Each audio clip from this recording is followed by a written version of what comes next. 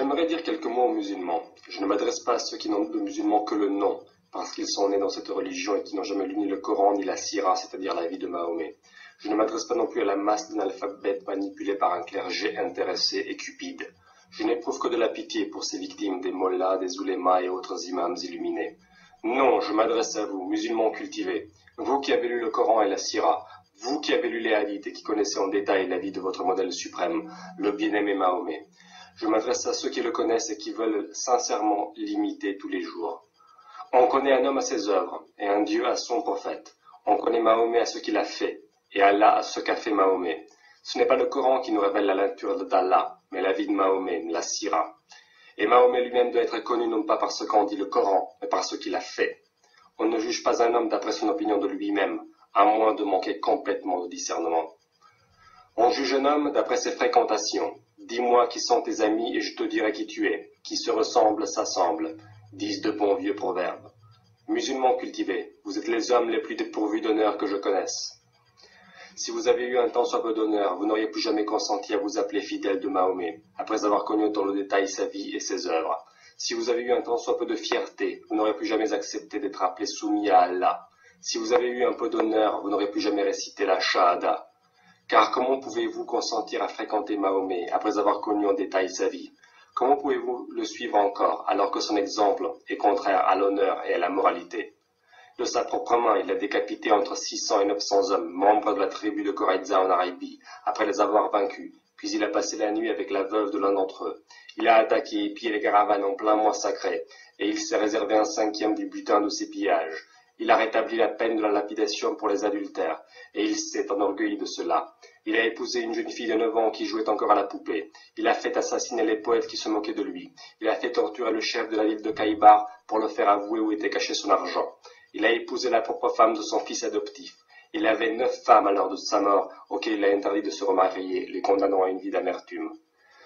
Ce qu'il a dit n'est pas mieux que ce qu'il a fait. Le Coran contient plus de 100 incitations au meurtre, et ne me parlez pas du verset « pas de contrainte en religion ».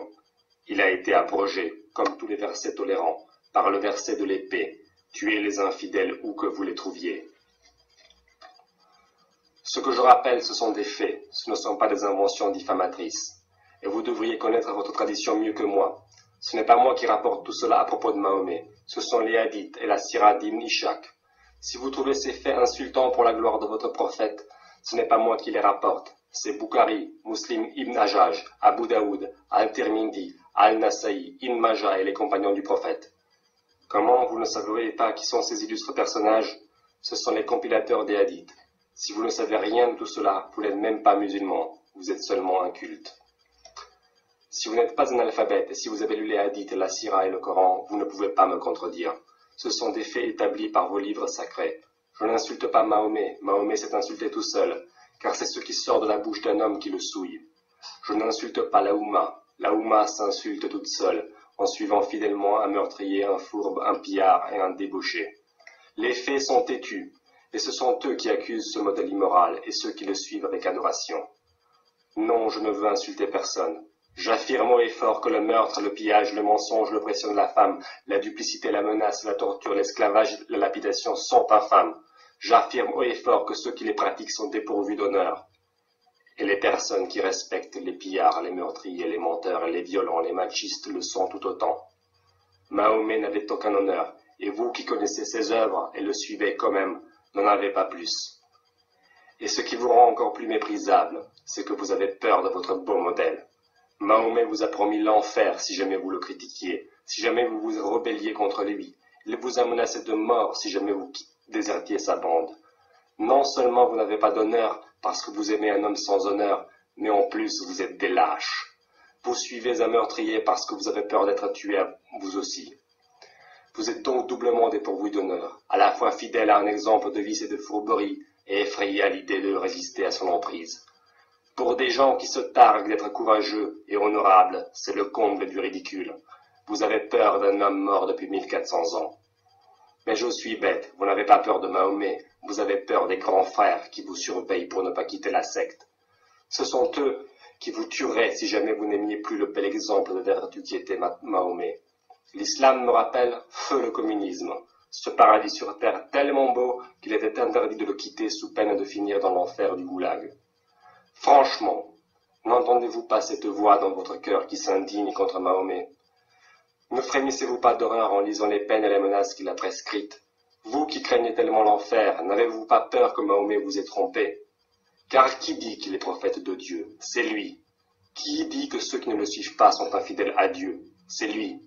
Qui dit que Dieu lui parle? C'est lui. Qui dit que Dieu dit qu'il est un beau modèle? C'est lui.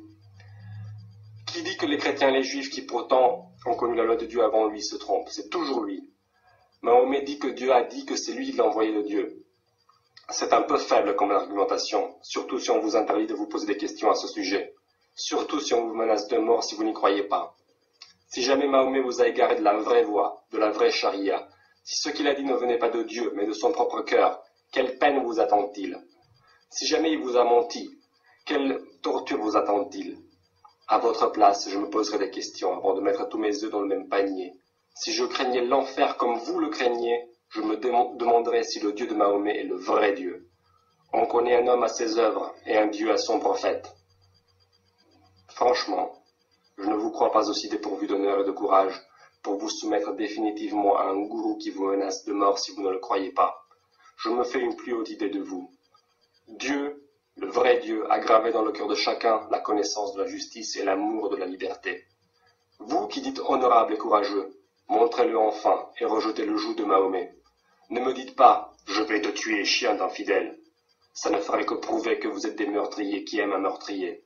Là-dessus, nous sommes d'accord. Alors pourquoi vous sentez-vous insulté? À chaque fois qu'on rappelle les crimes de Mahomet et que vous criez à l'insulte, vous atteignez le comble de l'ignominie. C'est lorsque vous défendez l'honneur de Mahomet avec le plus de passion que vous êtes le moins honorable. Vous ne répondez jamais en vous basant sur les faits. Vous ne vous sentez pas insulté parce qu'on aurait diffamé Mahomet. Non, sur le plan des faits, vous ne pouvez rien répliquer. Autant reprocher à Ibn Ishaq d'avoir écrit la Sira. Non, vous vous sentez insulté parce que l'on condamne des faits que vous encensez et qui sont le quotidien de l'Arabie Saoudite, comme autant de votre beau modèle. Vous vous sentez insulté parce que l'on condamne le meurtre, la torture, le vol, la polygamie, la pédophilie, alors que vous les défendez puisque c'est Mahomet qui les a pratiqués. C'est là le summum de bassesse où votre gourou vous entraîne. Vous êtes indigné parce que l'on s'indigne contre l'immoralité et le vice. Vous êtes choqué parce que l'on critique l'inacceptable. Votre sensibilité est heurtée parce que l'on condamne l'horreur. Quel renversement des valeurs! Votre indignation morale, c'est le comble de l'immoralité. Votre sensibilité, c'est l'insensibilité totale vis-à-vis des victimes de ces crimes. Ne criez plus à l'insulte, c'est la preuve que vous n'avez ni sensibilité ni valeur morale. Toute votre hystérie et vos prières ne changeront rien à ce que Mahomet a dit et fait.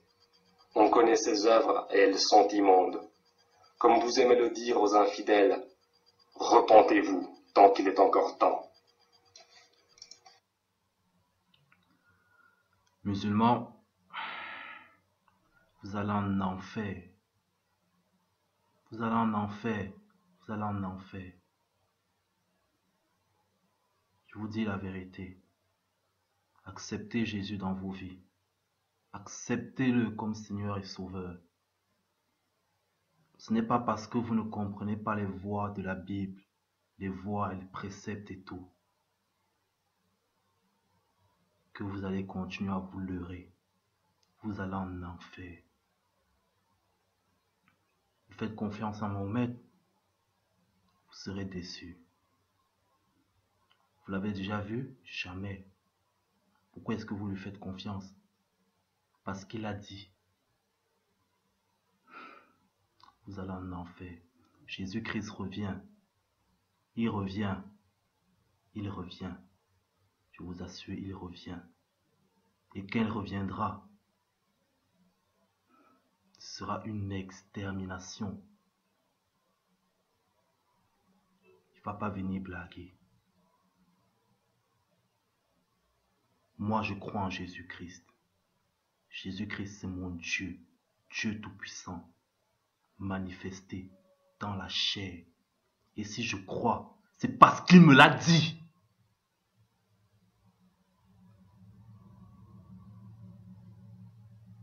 C'est mon Dieu. Il n'est pas encore tard pour vous. Acceptez Jésus. Soyez bénis, frère.